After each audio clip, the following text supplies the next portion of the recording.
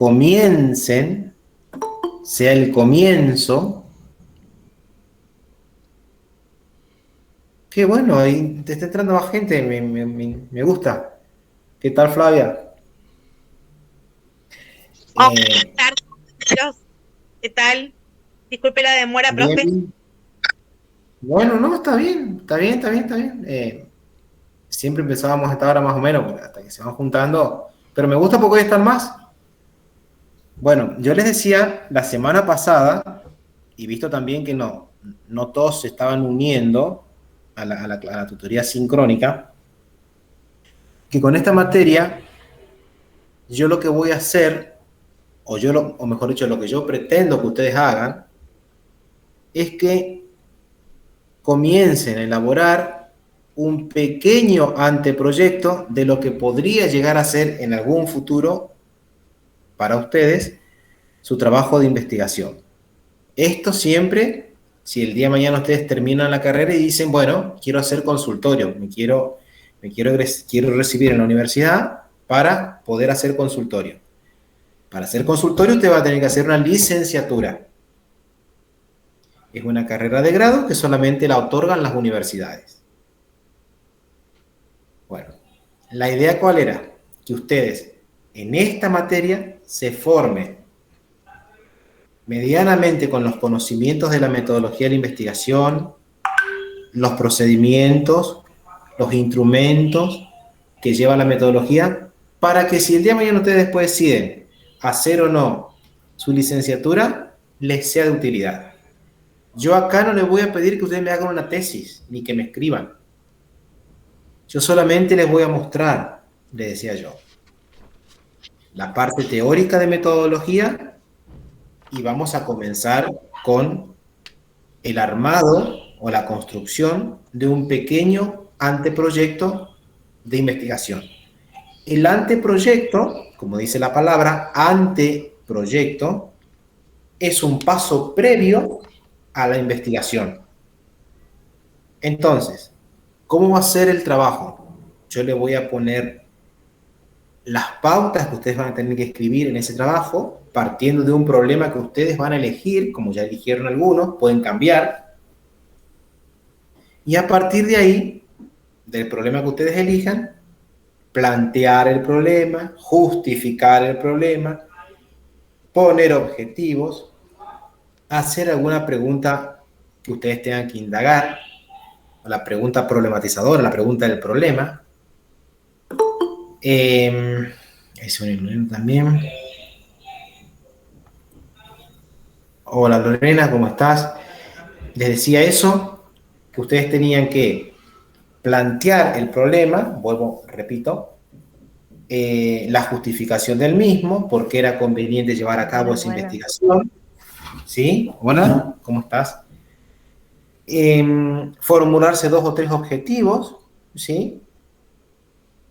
Y empezar con el armado del marco teórico. Y yo les dije lo siguiente, yo no les voy a poner una calificación de 1 a 10 en sus trabajos. Al último, cuando terminemos el año que viene, ahí le voy a poner la calificación recién, para regularizar la materia. Ustedes me van a ir mandando y yo les voy a ir mirando, corrigiendo y les voy a ir devolviendo. Y cuando yo le pase las correcciones, ustedes van a corregir sobre las correcciones que yo le hago y vamos rehaciendo siempre. Así vamos a ir construyendo el proyectito. La idea es que para cuando llegue marzo del año que viene y cerremos las notas, ustedes no se olviden que ustedes empiezan mal, no empiezan en marzo como empiezan todos, o en abril como empiezan todos. Ustedes empiezan en agosto, julio. Bueno, para que el año que viene recién cerremos definitivamente la materia. Entonces, ¿cómo va a ser la metodología de trabajo? Ustedes van a ir haciendo por partes, cada uno puede ir más rápido, otro pueden ir más lento. A medida que vamos haciendo el trabajo, yo le voy devolviendo y vamos viendo también la teoría, de manera tal que podamos ir uniendo la parte de la teoría con lo que ustedes van generando en la parte práctica cuando redactan el anteproyecto. Así habíamos dicho la semana pasada. No sé si se acuerdan los que estuvieron. Estoy repitiendo para aquella gente que por ahí no escuchó. No tenga miedo, digamos, no se sienta desorientado y bueno, y cuente conmigo para ayudarlos. La idea de esto, insisto, es que ustedes aprendan metodología. Yo no les voy a exigir una tesis, ni un trabajo. Los mosquitos me están matando acá adentro. No les voy a exigir una tesis de doctorado, de licenciatura. Solamente un trabajo para que ustedes apliquen lo que dice la teoría. Nada más. Y eso le va a servir, como yo les digo siempre, para aquellos que quieran el día de mañana hacer una licenciatura y hacer después clínica. Porque para hacer clínica ustedes van a tener que ir a una universidad que seguramente va a ser la UNCAUS, porque estamos queriendo hacer un convenio con la UNCAUS para ese tema, pero todavía estamos en tratativas, para que ustedes, aquellos que quieran, por supuesto, inmediatamente se vuelquen ahí y puedan hacer la licenciatura. Yo ya les cuento que hay toda una disputa porque la UNCAUS no tiene la carrera, y la carrera tienen universidades privadas acá. Pero lo que pasa es que las universidades privadas no nos pelan, digamos. No le podemos decir, ¿sabe qué? La cuota sale 8.000 pesos por mes. No le cobra Ignacio la cuota. Cóbrele 1.000 pesos o 1.500. No, sacan por un tubo. Ese es el inconveniente que estamos encontrando. Entonces, bueno, estamos en esa tratativa para cuando ustedes estén en cuarto dentro de 2 años, ya seguramente vamos a tener el convenio hecho, realizado, para que usted, el que quiere, insisto, pueda seguir con la licenciatura. Bueno, aguárdenme un segundito, porque están todos 4 años con él, bueno, sí. Sí. Yo siempre digo, siempre digo que ustedes se van a recibir en tiempo y forma. Aguárdenme un segundito.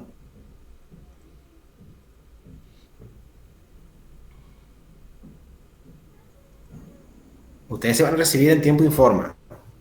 Esa es por lo menos como coordinador acá en la escuela, mi deseo, ¿no? Que ustedes puedan en 4 años recibirse, bueno, y el que quiera pueda seguir estudiando. Bueno, por eso mismo yo no le puse nada, absolutamente nada en el aula, para que ustedes se tranquilicen, vuelvan a revisar todos los materiales y yo vuelva con la explicación que di la clase pasada, ¿no es cierto?, a contarles lo mismo. Siempre hasta ahora nosotros acá en metodología de investigación vimos el enfoque cuantitativo. Por ahí uno de sus compañeros vino y me dijo, mirá, no entiendo nada, quiero que me explique de vuelta. Ni un problema, esa es la idea. Si no entienden nada, vengan acá, como yo siempre les digo, o acá en clase, en tutoría acá sincrónica como estamos haciendo, me explican o me preguntan las veces que sea necesario. Partimos así la metodología. Se parte de un problema. Ese problema, yo les dije que ustedes seleccionen un problema de su interés. ¿Por qué de su interés? Porque si yo quiero indagar, averiguar qué pasa con eso, yo tengo que estar motivado.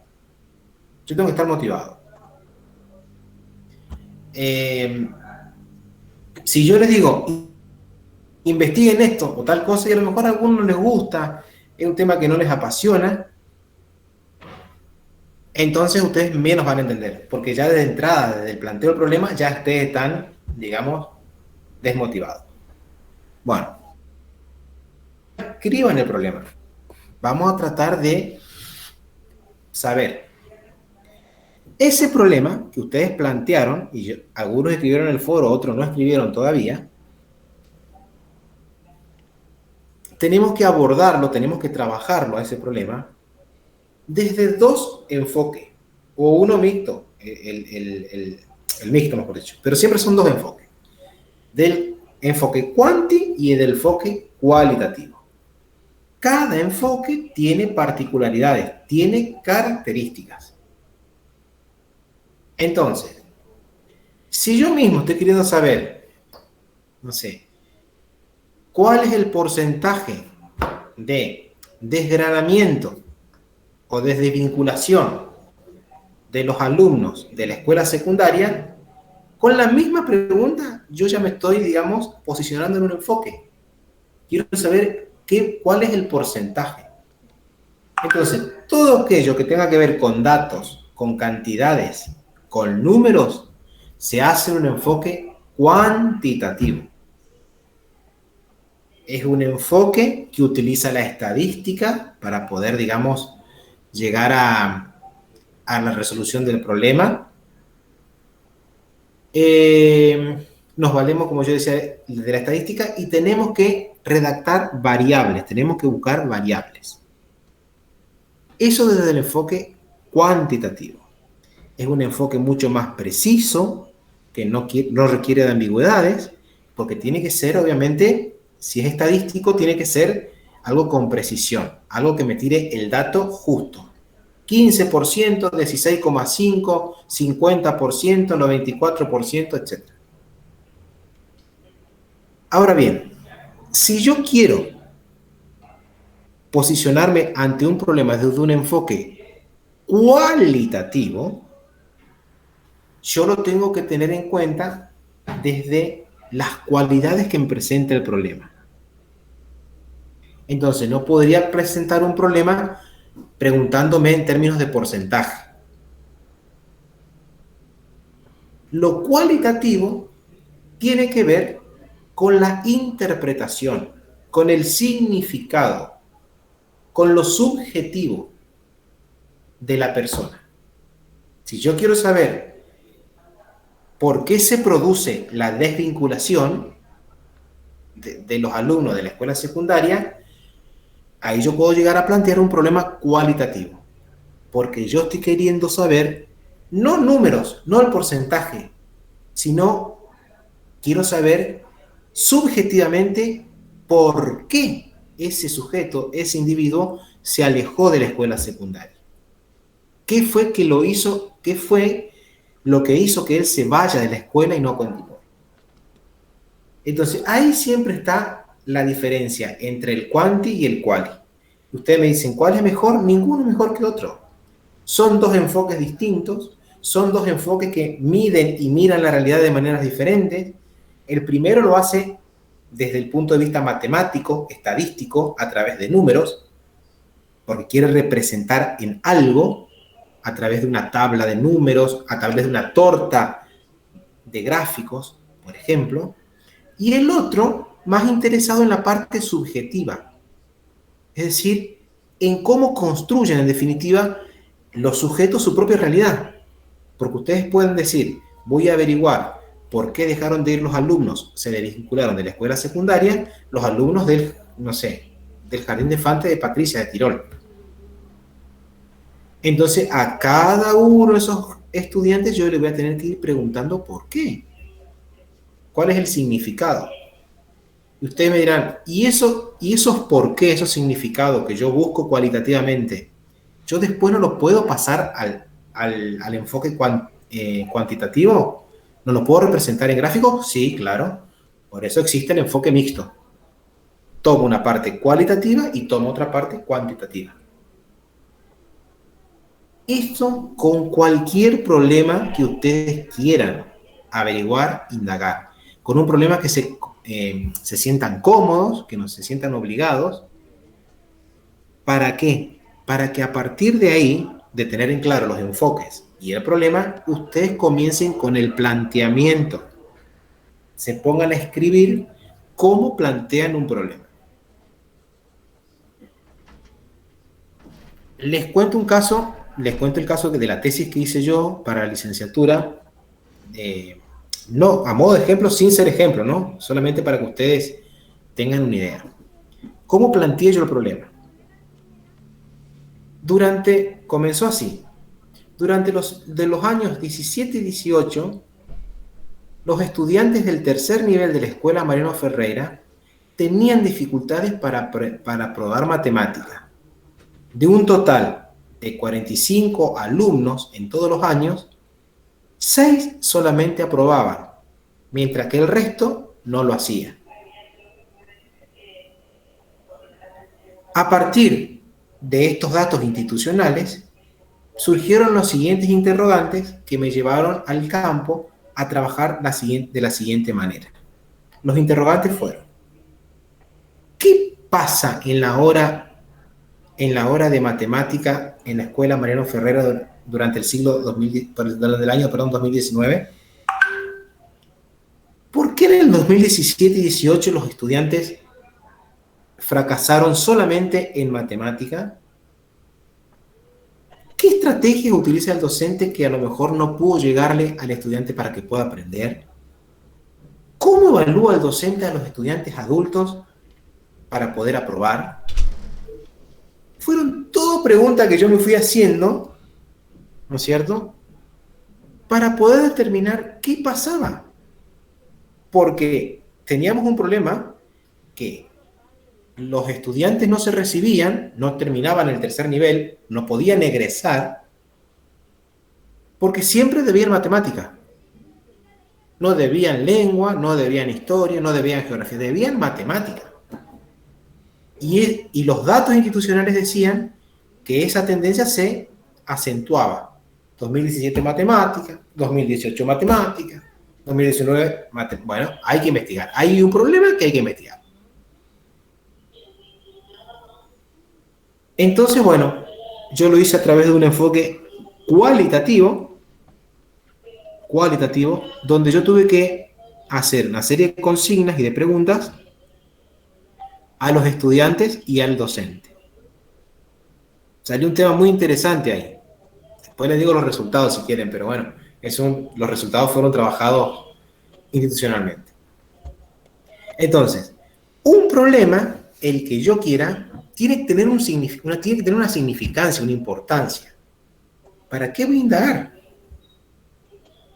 ¿Para qué voy a indagar? Tiene que tener cierta relevancia. ¿Cuál fue la relevancia de la que se valió la escuela? Evidentemente, ese problema, después con los resultados que yo obtuve de lo que decían los estudiantes, de lo que decía el docente, más de lo que decían otros docentes, más de lo que decía el auxiliar, me sirvió a mí para armar, ¿no es cierto?, un informe final donde, bueno, después se lo presentamos al docente y sirvió, digamos, medianamente para encauzar algo que estaba pasando ahí. Entonces, esa es otra cuestión. Ustedes se tienen que acordar que cuando están indagando algo, cuando hay un problema que ustedes quieren saber qué pasó o qué pasa, tiene que tener cierta relevancia. Institucional, en este caso como el que yo le estoy contando, y también social. Le tiene que servir a la sociedad. Y yo les ponía también, por ejemplo, imagínense si ustedes tienen que en este momento indagar sobre la importancia de las vacunas del COVID. ¿Son útiles o no son útiles? ¿Sirven o no sirven? Porque hay gente que se niega, no se quiere vacunar. Ahí tienen otro problema si quieren. Siempre yo trato de relacionarlo con la educación porque es el ámbito de desempeño de ustedes. A Ignacio, por ejemplo, el otro día le di un ejemplo de su ámbito. Él lo comprendió. Es decir, todos los ámbitos presentan problemáticas. Ustedes la toman, la plantean como problema, redactan el problema, eligen el enfoque, ¿sí? Y desde ese enfoque lo vamos a mirar. Lo vamos a mirar solamente desde lo estadístico, hacemos un enfoque cuantitativo, porque nos interesan los números. Porcentaje, cantidad, peso, estatura, cantidad de hijos, cantidad de familias, años, son datos cuantitativos. En cambio, si yo lo quiero transformar al problema desde un enfoque, lo quiero mirar desde un enfoque cualitativo, mi postura como investigador va a estar centrada en intenciones, cuáles son las intenciones, cuáles son las motivaciones, por qué hace lo que hace, por qué contestó como contestó. Por ejemplo, los otros días, fíjense lo siguiente, pasaron, y de esto también se puede hacer un problema de investigación, ocurrió en la provincia de Buenos Aires, donde una docente se enoja con un estudiante y a la docente la etiquetan como adoctrinadora por profesar una doctrina política. Ya la etiquetaron, digamos, directamente por esto. Ahora bien, un investigador no se puede quedar con esa escena. La mayoría de las personas se quedan con eso porque todos creen que lo que ven de la televisión es verdad y es cierto. Entonces tomamos por cierto lo que sucedió. Entonces te recortan una parte de la realidad y vos, con lo que ellos te presentaron, para vos es cierto. El investigador no tiene que tener eso, todo lo contrario. Porque la realidad es amplia y la mirada del investigador tiene que ser amplia.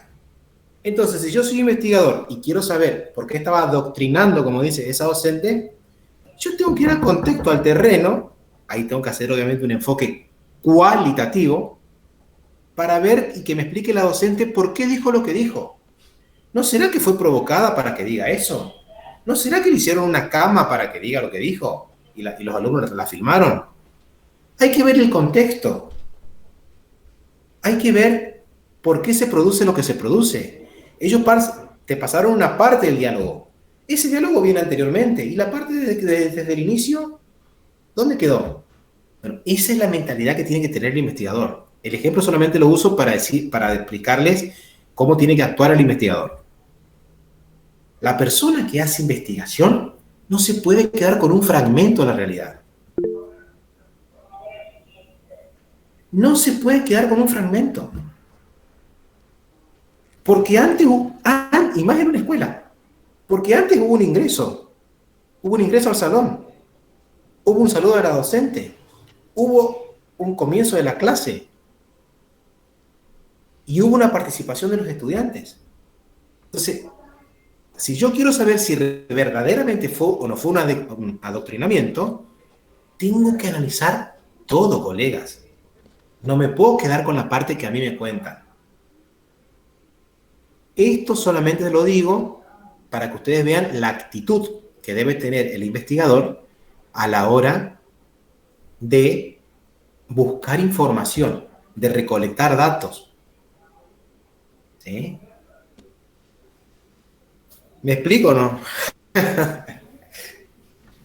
Yo les digo algo. temita que tocó.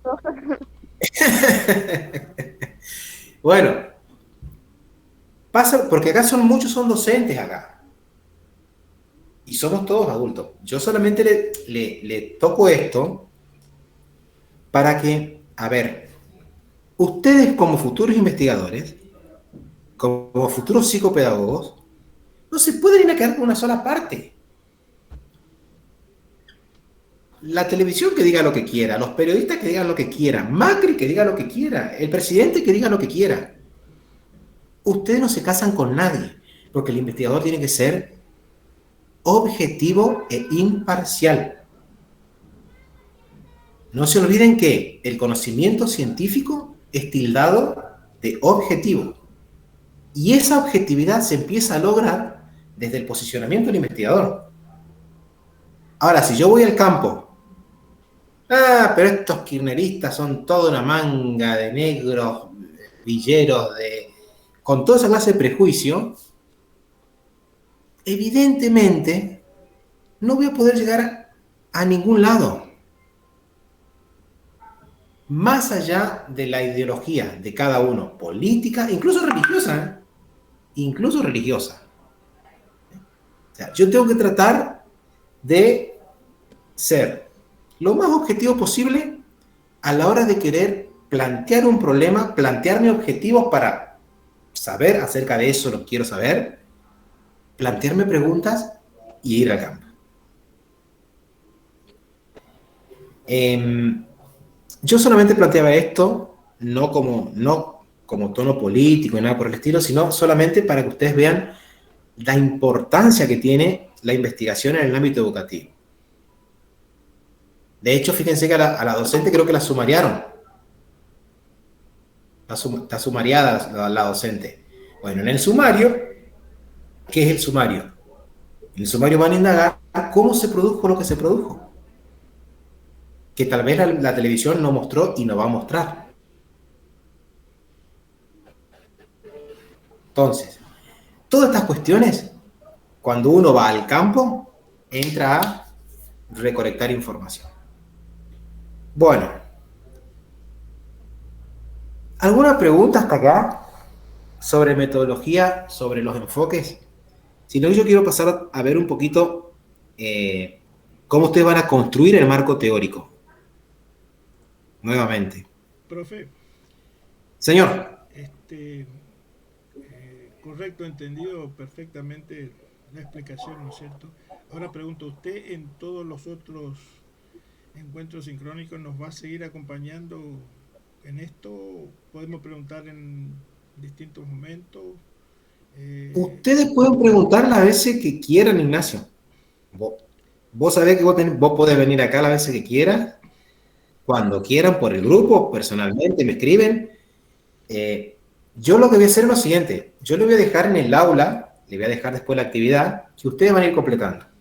Yo voy a descargar esa actividad, la voy a leer yo nomás la actividad que ustedes hacen, yo mismo le voy a hacer la devolución a ustedes personalmente, y el trabajo en realidad, yo voy a tener 8 trabajos distintos, o de los que son todos ustedes, 9, y a cada uno le voy a ir haciendo una devolución que va a ser diferente, porque el tema va a ser diferente. Bien. Y va a ser todo el proceso. Muy bien lo que preguntaba Ignacio. ¿Usted nos va a acompañar? Claro, ustedes están en lo que se llama, entrando en lo que es el proceso de la investigación. El proceso de la investigación es desde el momento mismo del planteamiento del problema. Ahí comienza. Planteamiento del problema, presentación del anteproyecto y después vamos al campo. Relevamiento y recolección de datos, análisis de los datos, exposición de los resultados, informe final, y ahí recién termina el proceso de investigación. Es larguísimo. Una investigación medianamente te puede llevar como mínimo 1 año. Si hablamos de una tesis doctoral, 2 años. De tesis nomás, de tesis, de trabajo de campo, de recolectar información, de tabular los datos si es cuantitativo, de utilizar datos estadísticos, media, mediana, moda, variables. No me voy a meter en ese tema porque, bueno, como yo les dije también en su momento, ustedes no vieron estadística. Y eso a mí también me limita un poco a la hora de poder enseñar metodología de investigación. Porque que yo le vaya a hablar de moda, de mediana o de media, ustedes me dirán, ¿qué media? ¿El calzón que me pongo cuando me voy a poner zapatillas? No, la media aritmética, que es otra cosa. La mediana, la moda, el desvío estándar, la desviación típica. Bueno, hay muchísimas cosas que se pueden indagar, pero que yo no les voy a pedir. Solamente planteamiento del problema, redacción de objetivos, planteamiento de las preguntas de investigación, ¿sí? La justificación del porqué del trabajo. Eso yo le voy a preparar ahora un esquema y le voy a dejar como trabajo práctico para que ustedes empiecen a redactar. Le voy a dejar el enlace para que empiecen a subir y yo le voy corrigiendo y yo le voy devolviendo. Ustedes van corrigiendo y vamos yendo y viniendo. Siempre nosotros nomás. De manera individual, digamos que yo voy a actuar como un director para ustedes de tesis. El director de tesis hace eso. Nada más que tiene 1 o 2. Yo voy a tener 9 o 10 acá, que van a plantear cosas distintas. Me la voy a ver mono, pero bueno, no importa. Vamos a tratar de de sacar adelante la cátedra. Bueno, vamos ahora al tema del marco teórico, que eso habíamos visto en la clase pasada. El marco teórico, la palabra marco, yo siempre digo, ustedes represéntense un marco, una foto. El marco y la foto en el medio. El marco sostiene la foto. Bueno, la foto va a ser lo que ustedes van a escribir para formar ese marco que le va a dar sustento a la investigación. Entonces, si yo voy a investigar, por ejemplo, por qué se desvincularon los alumnos de 4 y 5 años del Jardín de Patricia, cuál fue el motivo, la causa, entonces yo en mi marco teórico voy a tener que definir qué es la niñez, porque estoy por investigar sobre niños. Ahí puedo tocar, por ejemplo, las teorías del desarrollo de Piaget, por darle un ejemplo. ¿Qué hace un niño de 4 y 5 años? ¿Cómo juega? ¿Cómo opera? ¿En qué estadio está? Está en un estadio operatorio intuitivo, diría Piaget. Tengo que ver a qué me refiero cuando hablo de desvinculación. ¿Qué es la desvinculación educativa? ¿A qué nos referimos? ¿Qué es la pandemia? ¿Por qué se produce? Sí. Es decir, todos los datos que a mí me pueden aportar para encuadrar en ese marco mi problema, me sirve a mí conceptualmente para realizar mi marco teórico. Por supuesto, si yo quiero indagar sobre algún tema en particular, una problemática que me interesa, yo tengo que conocer acerca de lo que yo quiero indagar. Yo tengo que tener un conocimiento previo. ¿Para qué? Para ver qué se sabe, qué se dijo acerca de eso. Yo no voy a trabajar de la nada. El otro día yo le daba un ejemplo y Ignacio me decía, sobre eso hay un montón. Bueno, Ignacio tendrá que ir a ese montón para ver qué se sabe, qué se dijo. ¿Para qué? Para que Ignacio no trabaje al cohete. Porque va a hacer a lo mejor lo mismo que hizo ya otro. Entonces no tiene sentido una investigación. Una investigación tiene sentido cuando va a aportar algo nuevo. Profesor, disculpe. Sí. Ahí quería preguntarle algo. ¿Usted va a valorar más que nosotros, por ejemplo, que en mi caso somos especialistas en infancia, al trabajar en nivel inicial, hagamos referencia a alguna problemática en nuestra área, o usted prefiere que yo me salga un poco de esto de docente de inicial y mire, no sé, le pregunto sinceramente? Sí, bueno, te tiro un problema. Vamos a indagar a la directora. Vamos a ver cómo trabaja tu directora. Vamos a hacer la investigación sobre modos y maneras de gestionar, ¿te parece? Perfecto. Perfecto. Claudia.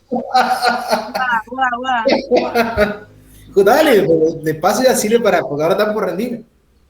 Ahora Claro. Hoy estábamos a la tarde, estaba charlando con un compañero, pues estamos nosotros tratando de planificar el examen para el ascenso, que está por haber ahora el año que viene, para nivel inicial. ¿En serio, profe? ¿Vos estás en eso? Sí. Pasame las preguntas después, por favor. Yo no voy a mandar frente gente, pero no soy la primera que me dice lo mismo. Así lo va a hacer. Nos conocemos, profesor. No. Bueno, pero ¿sabes lo que pasa? Que estamos queriendo capacitar primero. Esa es la idea. Es decir, como equipo de capacitación, como nos tiraron esa responsabilidad de armar todo lo que tiene que ver con el instrumento de evaluación, ¿sobre qué? Bueno, sobre gestión. Bueno, pero gestión hay un montón sobre gestión. ¿Qué tema en gestión? Y bueno, tiene que ver con ESI, tiene que ver Eh, con normativa, bueno, bárbaro, armamos. Pero qué bueno sería primero que aquellos que se inscribieron para concursar se le dé una explicación, se le enseñe o se hable y quedamos ahí, estamos estancados. Yo soy uno de que primero el subsecretario, el subsecretario que quiere que nosotros armemos y que ustedes estudien. Después le dan lo que tienen que estudiar y rindan. Listo, chao. Nosotros, en mi caso, por ejemplo, no soy de esa idea. Sí que se les dé lo que tienen que estudiar, pero también, primero que se les explique. Que se den 2 semanas de así tutoría, o si no, vamos a una escuela particular. Aquellos que van a rendir en el interior lo mismo. Y así pueden rendir. Pero bueno, estamos en ese dilema. Lo que sí sé, creo que va a ser el año que viene ya, porque a esta altura del año, como están las cosas, va a ser difícil. Este año. Sí, el año que viene, tal vez. Te paso las Sí, preguntas. Te paso. para muchos, Bueno, hay tiempo para que me pasen las preguntas. Para te digo lo muchos de siguiente. nosotros es el Sí. primer concurso Te doy de un... ascenso. Sí. Puede ser, Flavia, que sea la primera quincena de enero. Imagínate eso. Ah, bien, bien, bien, bien, sí. Sí, una Sí, época pero formidable para estudiar. quincena de enero. Yo voy a Un estar, a ver, suplente. ¿Más? ¿Decimos, profe? el 15 de enero, ¿dónde voy a estar yo? A ver, para... No, mejor que sea en enero, así yo no estoy acá. Pues, profe. Estoy en nada. Después me van a querer. Nada, nada. No nos dijeron fecha, la verdad te digo, Lorena, no nos dijeron fecha. Pero yo sé que va a ser el año que viene. Puede ser el 5 de enero. Sí, puede ser. El 10, el 15, el 20, en febrero, no sé. La verdad no me dijeron. Pero si vos me decís ese dato, lo tomo como posibilidad. No, yo no. La posibilidad, el sentido común nomás. No, vamos a seguir con la materia. Vamos a seguir con la materia. Ay, uy. No, están todas preocupadas, está bien. Pero está bien que se preocupen. Y está bien que haya ascenso. Pero primero, ¿sabe qué quiero? Le digo la verdad. Quiero hablar con la gente. De esto le vamos a explicar. A ver, sobre este tema es esto. Yo entiendo que a lo mejor muchos de ustedes ya son especialistas y tienen otros posgrados, de hecho, bueno. Pero cuando hay un examen de por medio, el examen tiene que ser justo y equitativo.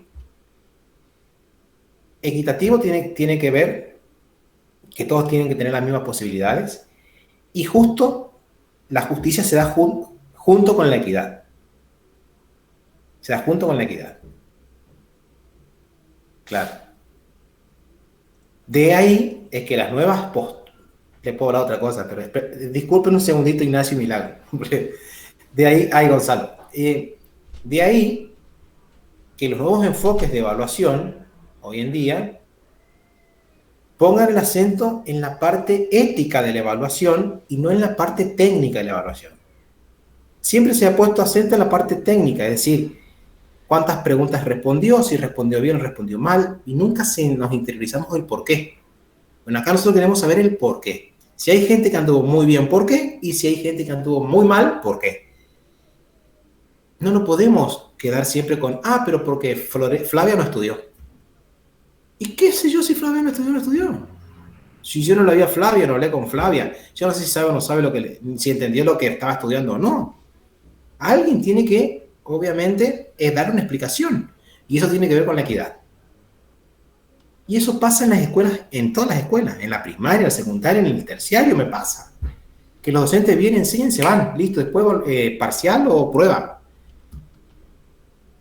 Y ese no es el verdadero sentido de la evaluación. Pero por eso, tenemos que dar nosotros como ministerio el ejemplo. Va a haber concursos fantásticos. Vamos a hacer el instrumento, las preguntas, el diseño, fantástico. ¿Sobre qué tema? Sobre fantástico. Pero antes, vamos a ir a hablar con Lorena, con Patricia, con Flavia, con Emilce, sobre esto, y con todos los otros, para que sea equitativo, para que a todos les llegue igual, y de esa manera podemos lograr la justicia. El sentido de justicia que debe tener toda evaluación. Así que bueno, tranquila nomás, Flavia, ya te voy a avisar cualquier cosa. Ya lo mismo le dije a Lorena y a Emilce. Será Bueno, recompensado, profesor. ¿eh? Será recompensado con un sobre. Bueno, ya veo que tiene una bomba, me muero. Y sí, porque plata no tengo, así que una bomba. Profe, Sí, ¿puede repetir señor, los temas eso de capacitación de los docentes que están planeando? los temas, Sí. mira, sobre gestión en el nivel inicial, sobre educación sexual integral, sobre normativa, o sea, estatuto docente, y me estoy olvidando de uno Bien, bien. Escúcheme, profesor. sobre didáctica, si no me equivoco. Bueno, no me estoy acordando, sobre gobierno de la escuela. Después yo te paso, Ignacio, los puntos. No, Te no, no. paso todos los puntos. La consulta por lo siguiente. Siempre Ujú. fueron en capacitación y etcétera, etcétera, de los docentes. Bueno, esos temas que estuvo mencionando están excelentes. Ahora me preocupa el tema de la capacitación sexual, ¿no es cierto? ¿No habría alguna posibilidad o alguna experiencia de participación de padres, tutores, etcétera, o de otras personas fuera del, de lo que son el grupo docente, directivos, etcétera, etcétera? Lo que pasa es que siempre tendría que haber, en todos los aspectos, hay siempre participación de los padres y los docentes y de la comunidad, en todos los temas. Lo que pasa es que los padres no se involucran, Ignacio. Por eso se habla de comunidad educativa. No sé, cualquier tema, a ver, vamos no sé, vamos a hablar sobre el edificio escolar. Tenemos que juntar fondos para el edificio escolar, para que los niños tengan aire acondicionado y no tengan tanto calor ahora en octubre, noviembre, cuando hace calor. Nada, a los padres no les interesa absolutamente nada. Que arregle el ministerio, le tira el fardo al ministerio, que se ocupe el ministerio. Cuando en realidad es también responsabilidad de los padres, si bien es cierto que exigen, también tienen derechos. Derechos a participar, derechos a gestionar también junto con los docentes y con los profesores recursos que son para los hijos de ellos y para la institución, que es pública y como es pública es para todos. Tenemos que empezar desde ahí, claro, desde ahí, eh, ¿cómo es? Decirte que tienen los padres obligación de concurrir y de participar en la escuela. La ley 26.150, que es la ley de educación sexual integral, es también una ley abierta para toda la comunidad, para que todos participen. Pero los padres no participan. Ahora, con el tema de la sexualidad, es un tema no te diría que sí es complejo. ¿Por qué? Porque en realidad la escuela siempre trató y tocó el tema de la sexualidad y siempre la reprimió. Ustedes saben que la escuela moderna exigía incluso hasta la manera de pararse, no sé, a ver, vamos a leer.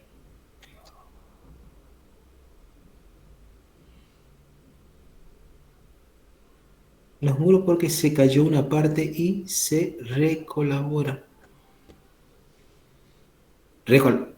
Claro, colaboran, buenísimo, buenísimo, está muy bien. O sea, ahí cayó, está diciendo Valeria, hicimos rifas, donaron materiales, bueno, perfecto, bueno, es que ahí está el tema. Siempre los padres han intervenido en cuestiones que tienen que ver, yo dije el edificio primero para dar un ejemplo por otro lado. Con el tema de la educación sexual integral pasa lo mismo. Sí pueden participar los padres, pero ¿qué pasa? ¿Qué pasa? Hay cierta a veces resistencia también con el tema de hablar de estos temas de la sexualidad en la escuela. Porque hay posturas muy rígidas que tienen que ver por ahí muchas veces con una ideología determinada, que hacen que la parte sexual se vea inhibida de hablar en la escuela.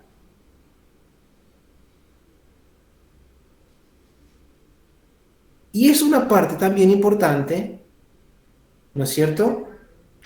Como la matemática, la física, la química. Y la sexualidad, no se debe entender la sexualidad desde la mera y pura concepción de reproductividad o de Desde la reproducción. genitalidad. Claro, bueno, pero lo estoy tratando de explicar de otra manera, Patricia. Lorena, perdón. Bueno, sino que la sexualidad también tiene que ver con el vínculo afectivo. Y ese vínculo afectivo, ¿sí? Gracias a la postura psicoanalítica, podemos decir, que ha cambiado la visión sobre lo que es la condición humana. Somos seres sexuados. Y cuando digo sexuado no estoy hablando de relaciones sexuales, gente, ¿eh? Estoy hablando de sexualidad desde lo afectivo, desde lo vincular. Nuestra estructura psíquica se gesta, se comienza a configurar desde el vínculo que yo tengo con el otro. Y ese otro en la primera infancia es mi madre. Y mi primer objeto de amor es mi madre. Y el deseo sexual lo tengo desde el primer momento en que chupo el pezón de mi mamá. Porque el primer goce sexual lo tengo en la primera infancia. O sea, no le vamos a decir eso a los chicos del jardín, por supuesto, psicoanálisis. Yo solamente le estoy tratando de argumentar de por qué es importante estudiar la sexualidad en la escuela. ¿Pueden participar las madres, los padres? Sí, que vengan y que participen. Así como participan en el acto de San Martín y del 25 de mayo, que participen también, pero por supuesto, tiene que ser un tema que... Profe, Sí. ahí pongo una cucharita nomás para ayudar. También la genitalidad en cuanto al respeto por el cuerpo del otro, cuando nosotros tomamos a un bebé y lo tenemos que cambiar, que hay que pedirle permiso, que no se puede irrumpir así un pañal y estar hablando, sino que hay que mantener un vínculo con el pequeño, pequeña. Eso es muy importante también. Claro, imagínate con los jardines de 45 días, los maternales, que las maestras son, bueno, mamás prácticamente de los niños, con todos los cuidados que tienen que tener, y bueno. Entonces, desde ese lado se ve, ¿eh? No se ve desde... A ver, eso con los niños. Después yo vieron que el Ministerio de Educación de la Nación compró no sé cuántos miles de penes de algarrobo para enseñar educación sexual integral. Desde cómo ponerse un preservativo, en el caso de las mujeres, de cómo cuidarse. O sea, ¿por qué le explico esto?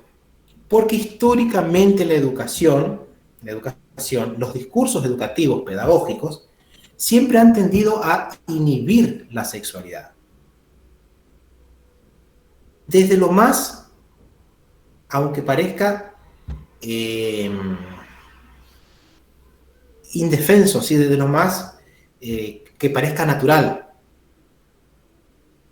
Los varones se forman a la derecha y las mujeres a la izquierda. Patio de mujeres, patio de varones.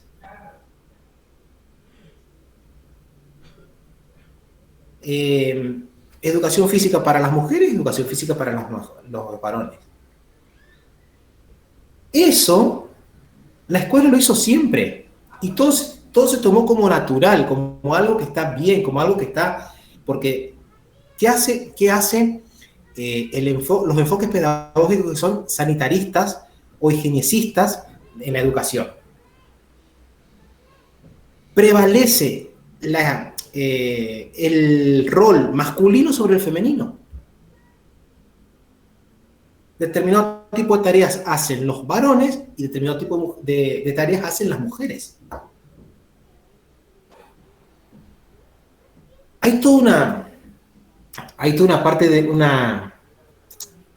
si se quiere, restricciones a hablar del tema en las escuelas. Porque siempre se reprimió el tema de la sexualidad. Siempre se destacó, por ejemplo, la figura varonil, heterosexual y no homosexual. Siempre se tildó al homosexual, por ejemplo, de un enfermo psicológico, una verdadera aberración.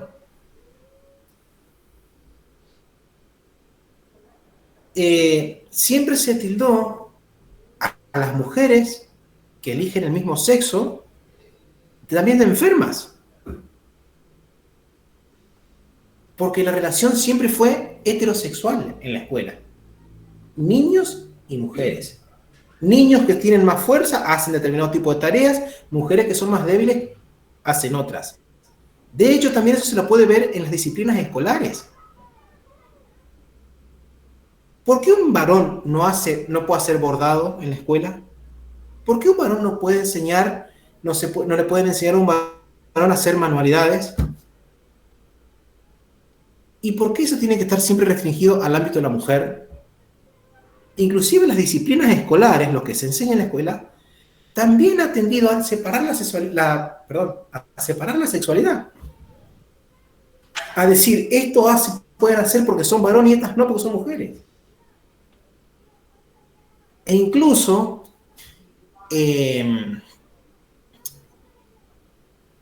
a principios, sobre todo, del siglo XIX,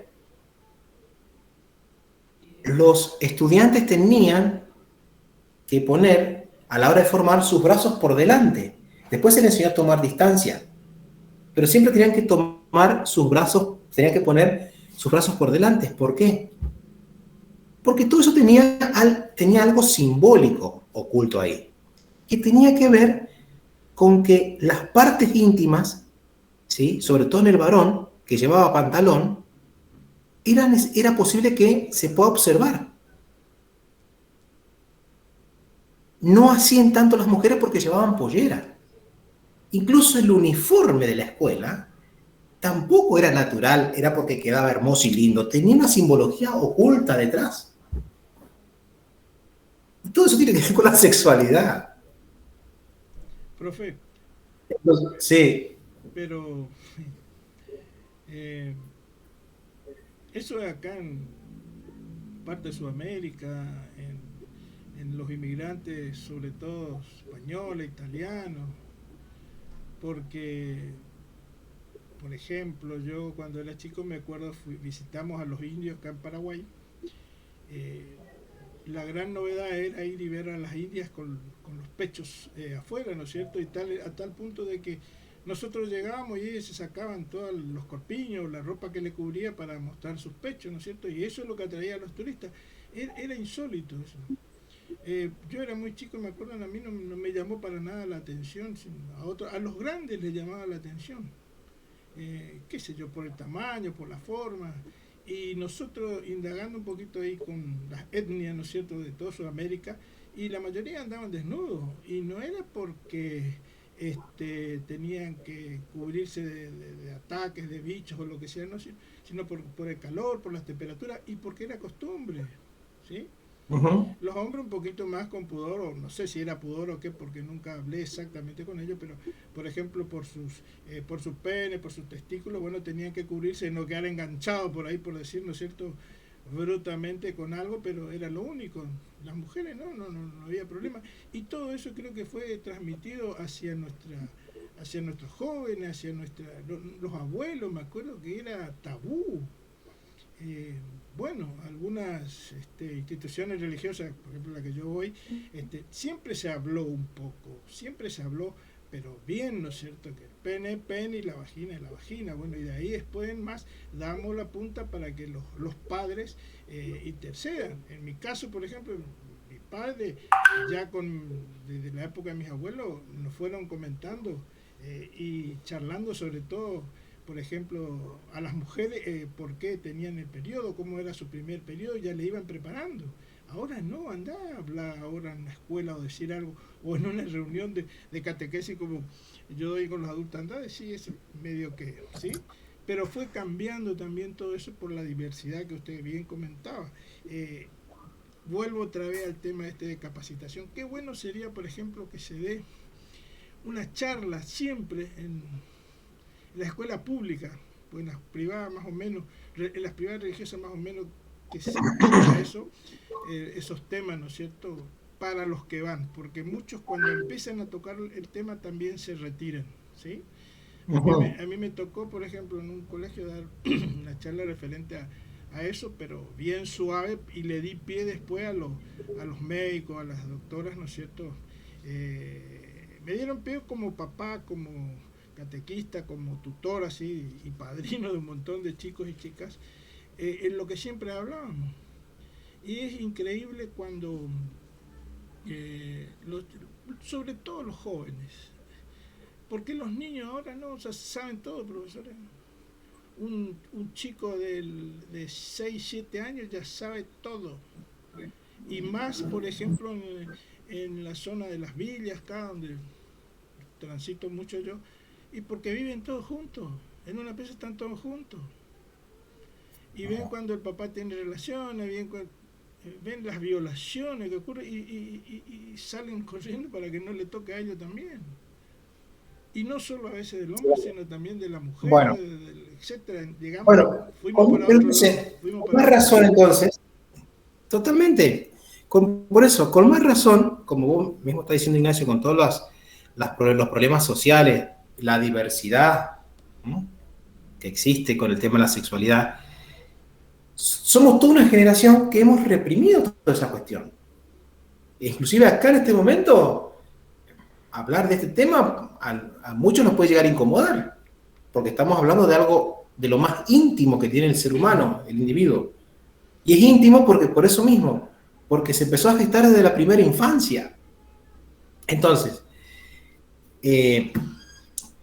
volviendo al tema, a lo que vos preguntaste, hablamos sobre este tema porque en realidad es un tema que es transversal a todos, lo mismo que el consumo problemático, que era otra de las cuestiones que también se iba a abordar en la capacitación o en el examen de las chicas, de cómo prevenir todas esas cuestiones. No digo de los chicos del jardín, pero sí en la familia, como estaba contando. Entonces, ni una duda que hay temas que hoy la educación necesita que estén en agenda, que se debatan, pero no para ver quién gana y no para ver quién tiene razón. Porque hablar de la sexualidad también es hablar un poco de historia, hablar un poco también de cultura, de cómo surge todo lo que surge en este momento. Nosotros tenemos una ley ya, desde el 2012, y cómo puede ser que la ley no se implemente en las escuelas, porque hay tanta resistencia tal vez de los docentes. Los docentes en capacitación piden educación sexual integral para que se los capacite.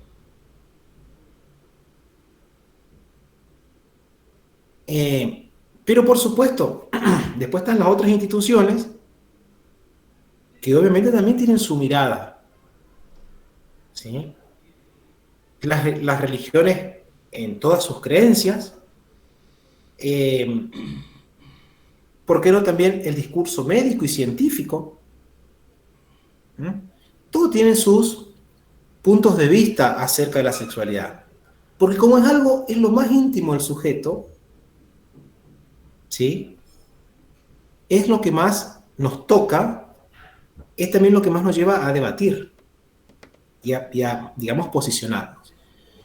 Ni una duda que al niño, al infante, durante el siglo XVIII y siglo XIX, se lo consideraba una persona pasiva,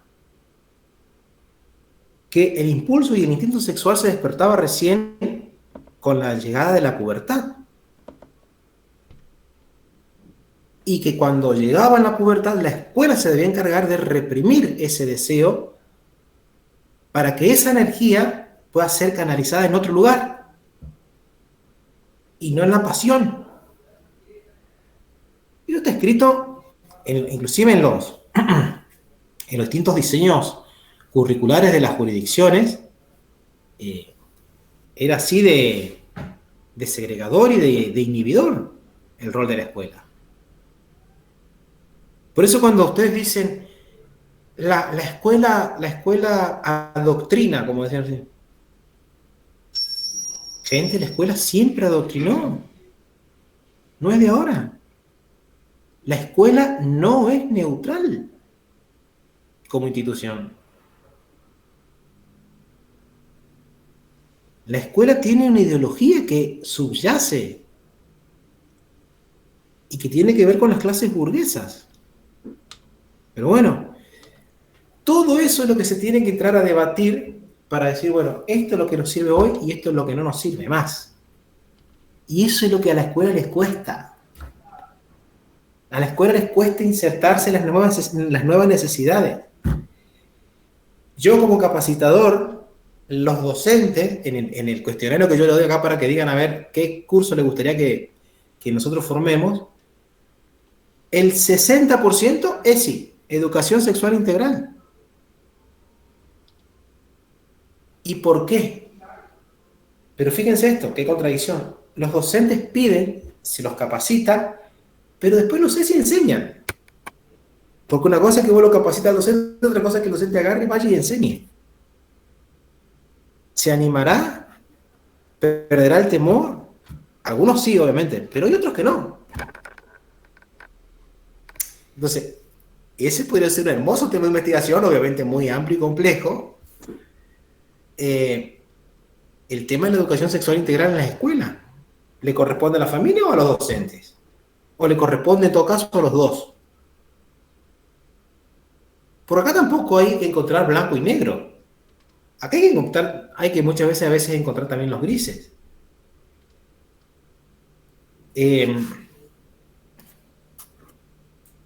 Hay muchas cuestiones que, bueno, fíjense otra cosa. La escuela ha castigado al embarazo adolescente. Con las manifestaciones en los libros. Sí, bueno. La escuela siempre ha tenido un perfil de mujer y de varón. Para el para el hombre esto y para la mujer esto. Y siempre una relación heterónoma, es decir, hombre-mujer. Y de ahí, todo aquel que, por ejemplo, algún varón que diga, pero a mí me gusta bordado, porque a mí me gusta bordar prendas, me gusta coser a máquina industrial. ¿Por qué no lo van a enseñar? ¿Por qué tiene que ser para las mujeres? ¿Cómo lo tildan en la escuela? Maricón, esta se la come, este un putito, perdón. ¿Por qué? Porque no es aceptado. Ustedes ven en la reacción de los estudiantes mismos, que hay determinadas disciplinas y cosas que son para las mujeres y hay determinadas cosas que son para los hombres. No hay tutía. Porque eso también es una forma de enseñar la sexualidad que ha tenido la escuela y de privilegiar siempre la heterosexualidad. Y de ahí que los embarazos adolescentes eran como mal vistos, los homosexuales eran como mal vistos, las personas con retraso también eran mal vistas y tenían que irse a otro lugar porque en la escuela no podían estudiar. Todo eso se tiene que romper en el siglo XXI, se tiene que ya definitivamente desterrar. Pero acá recién la colega me dice, hay colegas que no se animan a hablar de eso. Tienen miedo. Y no tienen que tener miedo. Tienen que estar seguras de lo que se enseña. Fíjense otra cosa. Las maestras de primaria sobre todo. Los pupitres que tenía la escuela. ¿Cómo se sentaban los alumnos? Ustedes cuando fueron a la escuela en los pupitres. Con las piernas casi juntas, de forma vertical, mirando hacia el frente y las manos apoyadas sobre el pupitre.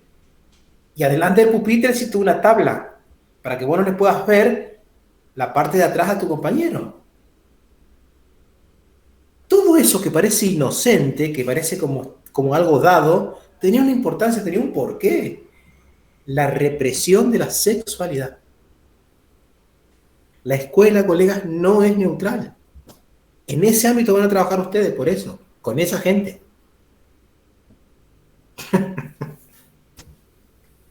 ¿Qué tendrá que ver esto con metodología de la investigación? Me pregunto, pero bueno. Pero bueno, eh, seguramente va a haber capacitación para las colegas. Y sí, y el tema de la educación sexual, sí, Ignacio, me parece bien lo que vos decís. Hay que ir a dar charla, por supuesto. Por supuesto. Si le dan una autorización o piden que vaya la gente y que hable. Que pierda el miedo, que pierda el temor a hablar de algo natural. De algo. Fui a Bali y me sacaron pitando, porque no sos docente. Claro, pero a ver. Bueno, por eso digo, siempre con permiso, ¿no es cierto? Autorizado por el equipo directivo. Pero a ver, no querramos, siempre yo les digo esto, para que ustedes mismos también no se, digamos, peguen la cabeza contra la pared. No querramos imponer cosas con un tema tan abierto como la sexualidad. Porque cada institución tiene su postura, cada docente también. Desde la familia, desde la iglesia que profesa, desde la escuela, todos tienen una mirada. Los médicos tienen otra mirada desde el punto de vista médico.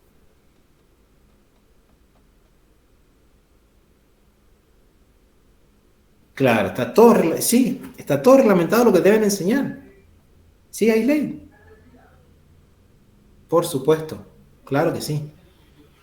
Por supuesto. Y tenemos que romper con este prejuicio.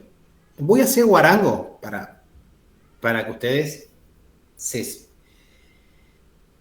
En la escuela no se enseña a tener relaciones sexuales. No iba a decir otra palabra, pero voy a decir así. Sáquense eso de la cabeza.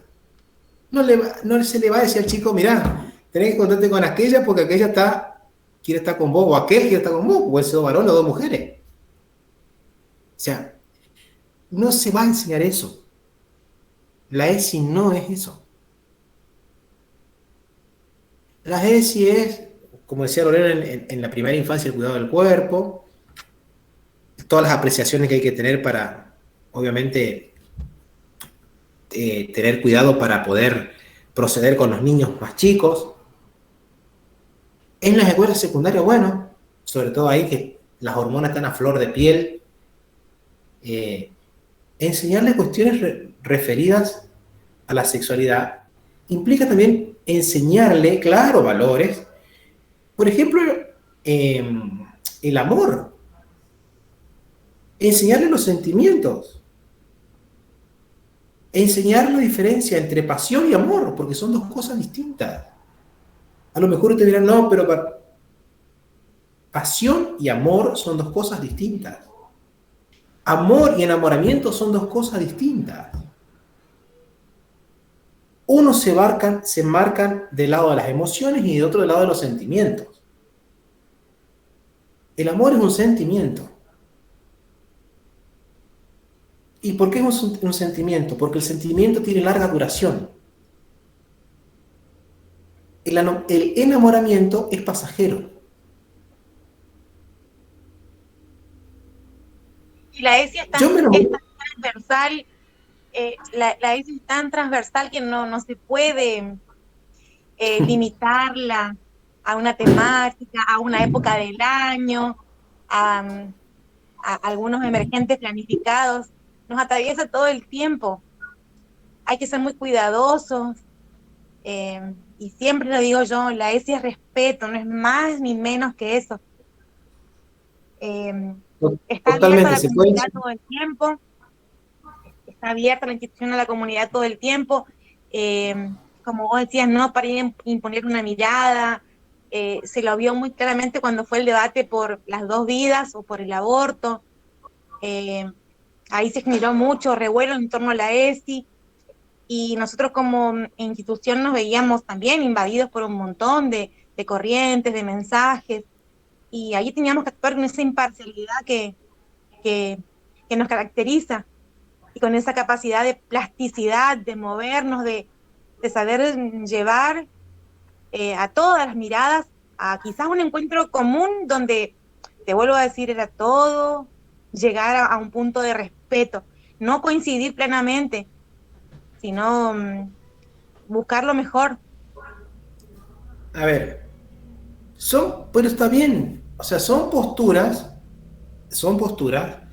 muchas veces que uno toma encontrada, porque nuestra subjetividad, lo que somos nosotros, colegas, gente, nosotros estamos acá sentados, me están escuchando ustedes a mí en este momento, pero no estamos con la cabeza sin nada, no tenemos la cabeza vacía, tenemos historia de vida, tenemos experiencia, y en esa historia de vida y en esa experiencia nos atraviesan las instituciones. La primera institución, la familia, porque se aprenden normas, se aprende valor y se aprende un lenguaje.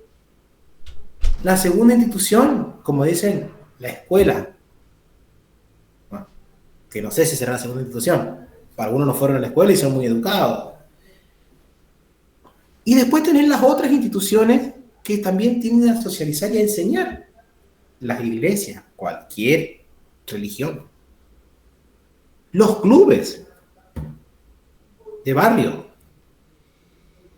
las ONG, todos tienen miradas, todos tienen subjetividades, y esas subjetividades nos atraviesan a nosotros como personas transeúntes por esas instituciones. Todos tenemos una impronta de alguna institución por la que hemos pasado. Cuando ustedes le dicen, fíjate, mi fulano o la mengana, y sí, son muy parecidos a la mamá o al papá. ¡Claro! Porque pasaron por ahí, pues. Tuvieron sus padres que lo han educado. Y tienen rasgos, no solamente genéticos, sino también de comportamiento. Y la gente dice, sí, me hace acordar mucho a su papá o a su mamá. Pero y sí, pues. Y eso es la subjetividad. Lo que forma parte nuestra, lo que tenemos dentro nuestro, y lo que nos lleva a actuar hacia afuera, en cada acto de subjetivación. Bueno, eso por un lado. ¿Esto de qué le puede servir a ustedes? Estos van a ser temas, gente, que a ustedes, con lo que ustedes se van a tener que enfrentar. ¿Qué se van a agarrar los pelos? ¿Se van a agarrar las piñas? Con los padres, con los docentes. Ustedes van a tener que intervenir en estas cuestiones. Si acá la colega Valeria me está diciendo que las colegas de ella no quieren enseñar ESI, a lo mejor Valeria después como psicopedagoga le va a poder hacer entender que tienen que enseñar, y a lo mejor le va a buscar la manera para decirle cómo deben enseñar. Porque para eso están acá. O sea, lo que sí tenemos que, como yo le decía recién, romper con este esquema de mirar así como el caballo. No. La realidad es híbrida. ¿Qué significa híbrida? Entrecruzada, entremezclada, hay de todo. Hay de todo. Tal vez cuando yo era niño no era tan así. Bueno, no, porque los tiempos cambian, la gente también. Los otros días la profesora de organización decía en el enfoque sociocrítico, donde cada sujeto construye la realidad. Claro, gente, la realidad no existe. La realidad no existe. Ustedes la crean. Ustedes crean su propia realidad. ¿Y cómo la crean? En su cotidiano andar, a través de su experiencia, a través de su subjetividad, a través de lo que hacen, de los vínculos que entretejen con los otros. Cada uno tiene su propia realidad. ¿Vieron cuando decimos cada familia es un mundo aparte? Claro, pues. Claro. Entonces, qué complejo se hace cuando tratamos de interpretar holísticamente todo el mundo interrelacionado a la hora de querer hacer una investigación. Por eso yo les decía, no podemos mirar solamente una parte, un recuadro. Tenemos que mirar todo el contexto. Cuando el investigador va, estoy hablando más despacio porque acá al lado tengo una clase también. Cuando el investigador va al campo a buscar datos, a buscar información, se va preparado ya. Va sabiendo lo que va a hacer, va conociendo lo que va a encontrar. Y eso lo hace a través de la experiencia. Por eso, la lectura previa sobre lo que yo quiero indagar, sobre lo que a mí me interesa, Flavia, yo te dije el tema de la gestión, pero para ver que fue como no te puedo ver a vos, fíjate todo lo que salió. Sí. Era berenjenal que nos metimos. Sí. Estoy tratando de salir. De a poco. Cuando... antes que me olvide, perdón, se me fue. Lean este libro de Esther Díaz. Lean este libro, les sugiero. Y lo hablamos después acá si quieren. Se llama El poder del clítoris.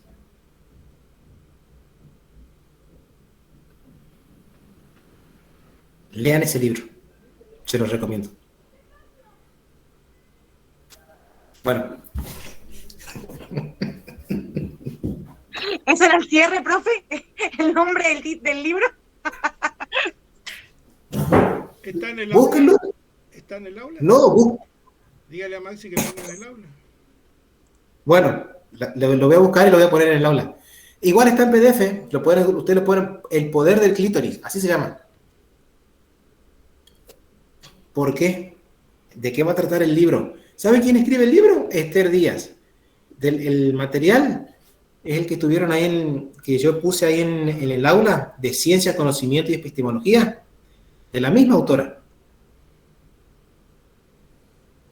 La autora Esther Díaz es epistemóloga, filósofa, ¿sí?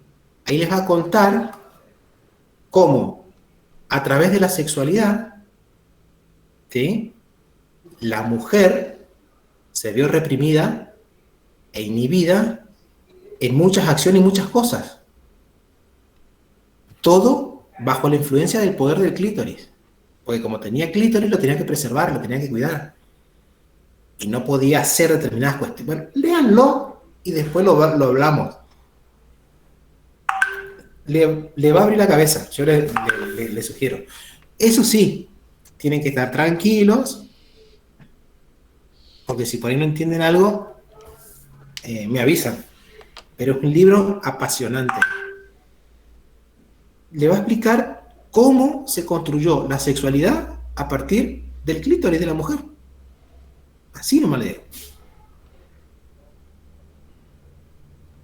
Y fíjense otra cosa. La masturbación y el deseo sexual en la mujer estuvo reprimido siempre. Y no tiene por qué estar reprimido. Pero bueno, es un tema amplio. Después, si quieren, lo debatimos presencialmente entre todos. Porque así, a través de la virtualidad. Bueno, les decía lo siguiente. En el marco teórico, volviendo a metodología, en el marco teórico, ustedes tienen que poner los conceptos centrales del problema. Ese problema, Flavia, tiene que ser algo que a ustedes les guste y les apasione. Si yo no les impongo, ¿sí? No les impongo el tema. Ustedes eligen de acuerdo al ámbito de su desempeño. Puede ser nivel inicial, nivel secundario, nivel primario, puede ser en otra institución, porque ustedes los psicopedagogos pueden trabajar en otras instituciones también, el que ustedes quieran, ¿sí? ¿Qué tenemos que tener en cuenta siempre? Que si elegimos un tema X, ¿sí?, yo primeramente tengo que saber qué se dice, qué se sabe, qué se dijo acerca de lo que yo estoy queriendo investigar. ¿Por qué? Porque eso que se dice y se sabe me sirve a mí me sirve a mí para construirme un marco teórico, para saber qué se dijo ya y qué no se dijo. Y eso al mismo tiempo puede llegar a orientarme a mí como investigador hacia dónde tengo que llevar la investigación, porque hay algo que todavía no se dijo. ¿Mm? Entonces el marco teórico me da referencia para encuadrar la investigación con los conceptos de lo que yo quiero investigar ahí dentro, definiéndolo. Ejemplo, vuelvo a decir el ejemplo. Si yo quiero investigar sobre la desvinculación de los niños del jardín de Puerto Tirol, niños de 3 y 4 años, tengo que definir qué es la niñez. Puedo buscar una teoría del desarrollo de Piaget. ¿Qué hace un niño de 3 y 4 años? ¿En qué estadio opera en ese momento? Puedo buscar a qué nos referimos con desvinculación en el ámbito educativo o desgranamiento. Podemos encontrar también con ese nombre. Y obviamente hablo de por qué ustedes creen que se produce por la pandemia. Bueno, ¿qué es la pandemia? ¿Qué se produjo? ¿Cuándo se produjo? Es decir, todo ese planteamiento del problema detallado en conceptos dentro del marco teórico. Eso por un lado. Por otro lado, si yo voy a indagar eso, yo tengo que conocer bien la realidad. Tengo que ver qué se dijo. Busco los antecedentes. ¿Qué se sabe acerca de eso? ¿Qué se sabe? ¿Para qué? Me sirve a mí como investigador para saber qué es lo que se conoce y qué es lo que queda por conocer. Y al mismo tiempo me orienta la investigación. ¿Por qué? Porque a lo mejor yo empecé la investigación con una intención y después cuando leo los antecedentes me doy cuenta que eso ya está escrito, ya está investigado. Me obliga a que yo cambie y vaya para otro lado. Hasta ahí habíamos llegado con el tema del marco teórico.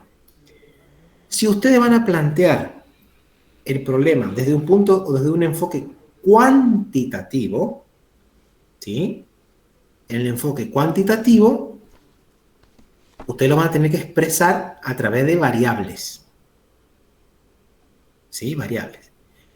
¿Qué eran las variables? Las cuánticas tenían que ver con cantidad y las quali tenían que ver con características o atributos. Por ejemplo, no sé, pelota. Redonda, amarilla y desinflada. Variables cualitativas. Pelota. Pesa 350 gramos y la circunferencia es de 78 centímetros. Variable cuantitativa.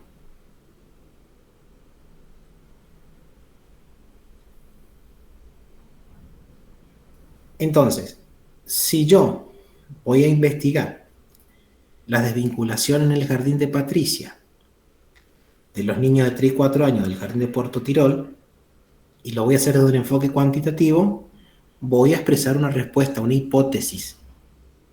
¿Qué es la hipótesis? La hipótesis es un supuesto, una respuesta supuesta a la problemática que yo estoy planteando. ¿Y de dónde saco ese supuesto? Es lo que yo supongo. Y Patricia me va a decir, ¿y por qué se te van los alumnos? ¿Por qué se desvinculan? Y yo creo que los alumnos se desvinculan porque el 20% no tiene recurso económico para poder llegar y el 80% no sé, porque no tienen zapatillas, no sé, estoy diciendo cualquier barbaridad. Sí. Ella misma está expresando una respuesta, una posible respuesta. Después yo tengo que ver si eso lo que yo digo es cierto. ¿Sí? Entonces, la hipótesis es un supuesto, una posible respuesta al planteamiento del problema, al problema que yo planteé, mejor dicho. ¿Por qué pasa esto? esto pasa por tal cosa y tal cosa. Ese supuesto después es el que yo tengo que ir al terreno a ver si es verdad o no.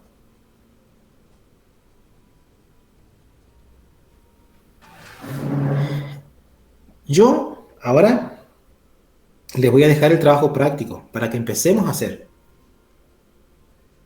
¿Cómo vamos a empezar? Con el problema. Yo le voy a poner problema. Ustedes van a escribir el problema. Planteamiento. Ustedes van a escribir el planteamiento. Objetivos. Ustedes van a poner los objetivos. Hipótesis. Ustedes van a poner la hipótesis si, obviamente, el enfoque es cuantitativo. Cuando usamos un enfoque cualitativo, no hay hipótesis. No se utiliza hipótesis. Se hace el problema, se plantea, se hacen las preguntas y directamente se va al campo a investigar. Sin hipótesis. ¿Comprendieron? El trabajo, ustedes me lo mandan, yo lo miro, lo reviso, hago las correcciones, les devuelvo. Nos lleva a calificación. Ustedes vuelven a realizar las indicaciones que yo les hice y me vuelven a mandar, vuelvo a revisar y le vuelvo a mandar. Siempre va a ser un ida y vuelta y siempre vamos a trabajar con el mismo trabajo para que ya cuando lleguemos a marzo del año que viene tengamos el proyectito terminado. Ustedes apliquen los conceptos de metodología de investigación, aprendan a hacer un anteproyecto que les sirva después luego cuando el día de mañana ustedes quieran ir a la universidad a licenciarse como psicopedagogos. Esta es la idea. ¿Comprenden o no? Sí, profe, perfectamente. Todos quedaron medio... Sí, profe. Sí, profe, sí.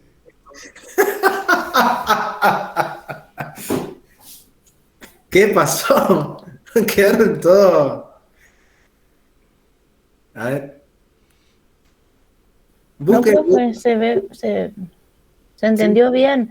Va a ser un proceso hasta el año que viene donde nosotros vamos a volcar todas nuestras investigaciones o dudas en el trabajo, le presentamos y usted individualmente nos va a ir dando las devoluciones, si vamos bien encaminados, si hay modificaciones que hacer, si por ahí estamos encarando un carril diferente, a eso.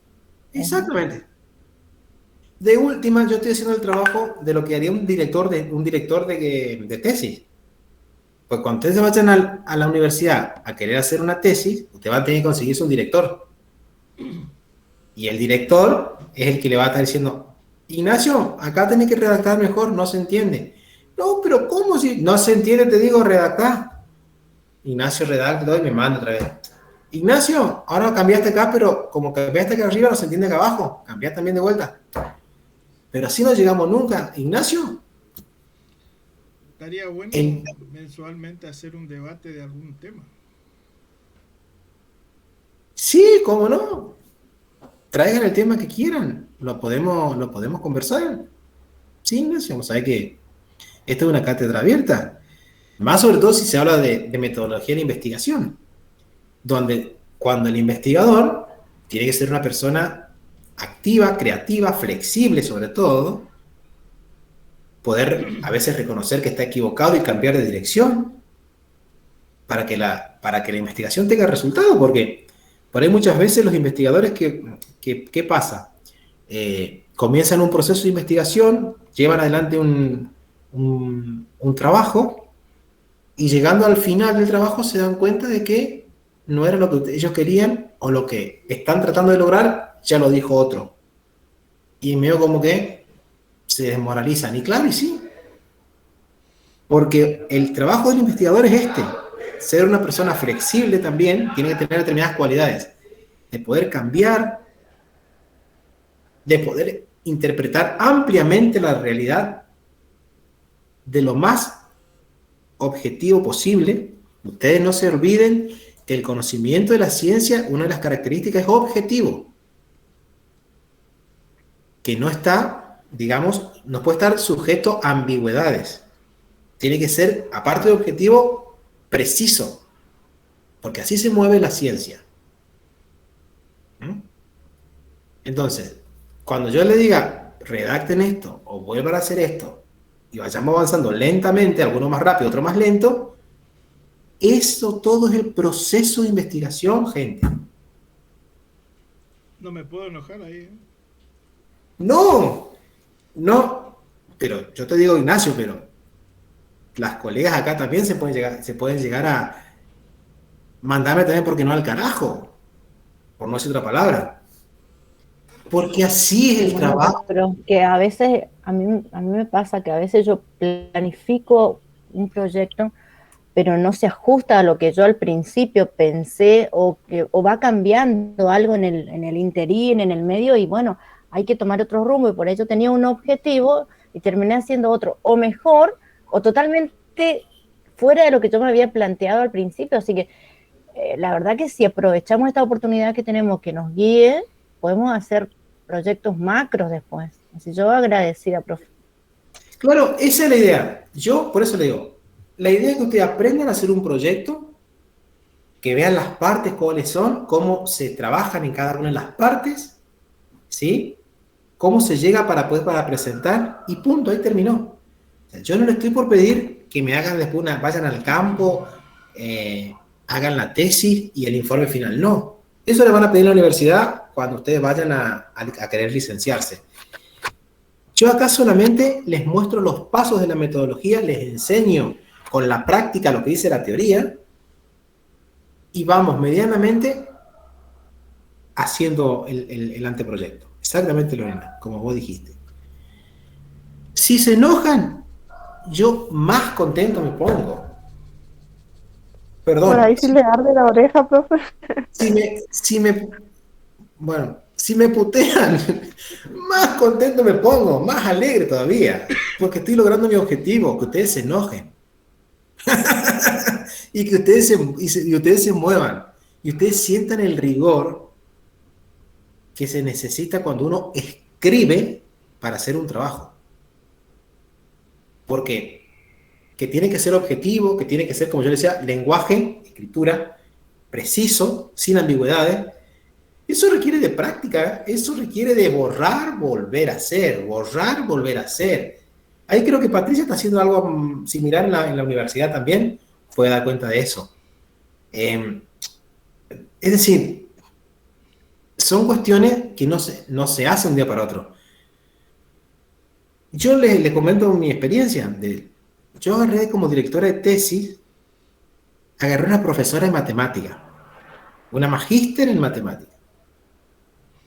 ¿Por qué? Porque el docente de matemática, si docente estructurado hay, es el docente de matemática. Por su forma de razonamiento lógico-matemático. 2 más 2 es 4 acá en la China y en Camboya.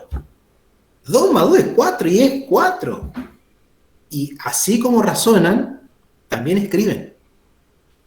Y yo para mí, que soy de las ciencias humanas, para mí 2 más 2 es 5. ¿Qué querés? Es 5 porque al 2 vos lo podés mirar de acá, lo podés mirar de allá, y si parece un 3 y puede dar 3. El de las ciencias humanas es mucho más flexible en su forma de razonar. Entonces elegimos una profesora. Eran las 1 de la mañana y yo estaba acá con la computadora y con la tipa ahí, dale, te di media hora. Bueno, me voy a comer. A las 11 nos conectamos de vuelta. Chau. Me cortaba y se iba. Y yo estaba acá. Volví a las 11 de la noche. Terminé de cenar, me estoy por ir a dormir. A ver dónde estamos. Ah, no, pero esto está mal. Me rayaba así, me mandaba. Listo, quédate. Me voy a dormir, me levanto a las 6. Tenés tiempo hasta las 6 de la mañana. Chau. Me cortaba. Y yo, no, pero... ¿Vieron como la película esa? ¿Cómo se llama la...? No es... Ese que le dice... Póntelo, sácatelo, sácatelo. El chiquito que pelea karate. Bueno, el señor Miyagi. Karate Bueno, Kid. Karate Kid, bueno, no me acordaba cómo era. Karate Kid. O sea, así y sin chistar. Te dejo, me voy. Les juro, terminé con presión, gente. Llegué a tener 16 de presión.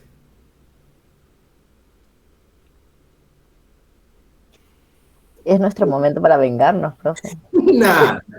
Pero bueno, ahora, pero a mí me sirvió muchísimo porque me dicen un proyecto de investigación y me largo a escribir, no tengo problema. Porque sé lo que tengo que tener en cuenta, dónde tengo que tener cuidado, cómo tengo que citar. Fíjense que yo a ustedes no le hablé de la cita, porque cuando uno hace una cita, lo tienes que hacer de acuerdo a normas APA. Yo le tendría que enseñar a ustedes qué son las normas APA para poder citar. Entonces, bueno, esa mujer pero la terminé queriendo. Al final, y somos grandes amigos, o sea, ella es profesora de matemática recibida en la UNE y es magíster de la Universidad de Salamanca, España, en tecnología de la información y la comunicación. Bueno, la tipa, pero por esa cuestión le decía, a veces una coma acá, mal puesta, no da el mismo significado a la oración que yo estoy queriendo poner, el mismo significado. Sacá esa coma. Tuve que ir con una profesora de letras, gente. Una profesora de letras en la escuela me revisó el trabajo. Esa coma no va acá. Ese punto y coma va allá. O sea, para yo poder presentar, digamos, mi trabajo de tesis final, es un trabajo que requiere mucho tiempo, mucha dedicación. Por supuesto, ustedes me dicen, pero profe, no tenemos solamente esto, estamos estudiando y aparte tenemos otras cosas para hacer, tenemos vida, Eso es lo que me decían mis hijas. Nosotros también tenemos vida, queremos que vos estés con nosotros. Vos estás acá, pero se cuenta que no estás. Y yo estaba en mi casa, pero se cuenta que yo no estaba. Y por encima yo le decía, se callan, nadie habla. Y si caminan, caminan en punta de pie, para que yo lo escuche. Pero porque yo también soy de atención dispersa. Cualquier cosa que suena o se mueve, a mí ya enseguida me saca y me voy a otro lado. Pero bueno, así que bueno, yo no voy a hacer eso con ustedes, por supuesto, pero sí quiero que se conozcan las partes, se conozca la teoría y con eso podamos, digamos, avanzar. Hola, Noelia, ¿cómo estás? Bien, bien. Llegando. Bueno, me Disculpen la alegro. tardanza. No, está bien, vos me avisaste. Bueno, gente, ¿alguna pregunta? Noelia, vos no preguntes nada. Todo ok hasta acá, profe. Bueno, Como que no pregunte nada, voy a Por preguntar ahora después ahora. Gracias, Bueno. profe. Igual mis compañeros me van a estar aquí. bueno, Noelia, ahí les recomendé un libro, Noelia, a tus compañeros para que lean como libro de fin de semana. Después te dicen qué libro. Perfecto, profe. Cuente con ellos. Cuente con ellos. ¿Vas a leer? Déjela ahí nomás. ¿Vas a leer, Noelia? ¿Se cortó? No me diga que se me cortó. Se fue. Le dije que tenían que leer y se cortó. Bueno, ahora le voy a subir el libro. Y lean, o sea, porque le va a abrir la cabeza. Esther Díaz es una epistemóloga, filósofa argentina. El primer texto que yo le di, que fue de Esther Díaz, se estudia en todas las universidades del país, está Esther Díaz, así que ese libro le va a abrir la cabeza. Va a ser un recorrido histórico del perfil de la mujer y cómo se construyó la sexualidad en torno a la mujer y cómo el clítoris fue el órgano de prohibición en muchas sociedades de participación en la mujer en determinados eventos. Uno de esos fue la educación. Lean El poder del clítoris. Se van a llevar una sorpresa. Se ríen. ¿De qué se ríen? Bueno. Que las mujeres sabemos el poder que tenemos. Bueno, bueno, vos lees, después me contáis y lo debatimos acá. Si por ahí no entienden una parte o no están de acuerdo con lo que dice Esther Díaz, rayan. A ver, yo le decía al rector que suba en la biblioteca de la escuela, que suba el libro. Es un libro muy interesante. Es cortito aparte, no es largo. Y está en PDF, así que si lo quieren googlear, lo van a encontrar. Ok, Bueno, buenas gente. noches, hasta mañana, hasta el próximo lunes. Me voy a leer el libro. Dale, Ignacio. Nos vemos, gente. Hasta la próxima, profe, compañeros. Chao, Lorena. Chao, Buenas buenas noches. noches. Chao, chicas. Chao. Chao, chao.